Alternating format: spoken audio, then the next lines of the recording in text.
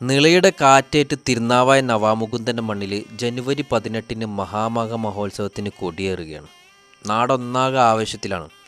ഇതിനിടയിലാണ് പുഴയിലെ ആ താൽക്കാലിക പാലത്തിൻ്റെ ഒരു സാങ്കേതിക തടസ്സം വരുന്നത്.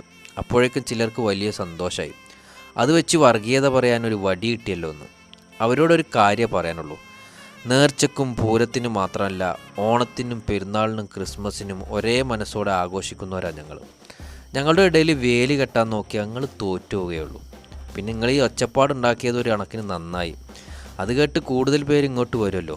ഇനി ഇങ്ങോട്ട് വരുന്നവരെ കാത്തിരിക്കുന്നത് എന്താണെന്നറിയോ? വയറ് മാത്രമല്ല, മനസ്സുകൂടി നിറക്കുന്ന ഞങ്ങളുടെ സ്നേഹമാണ്. ഇതൊരു ഭീഷണിയല്ല കേട്ടാ, ഹൃദയം തുറന്നുള്ള ക്ഷണമാണ്. അതുകൊണ്ട് ധൈര്യമായിട്ട് ഇങ്ങോട്ട് പോന്നോളി, ഞങ്ങൾ കാത്തിരിക്കുന്നു. ശരണാഗത ദീനാർത്ഥ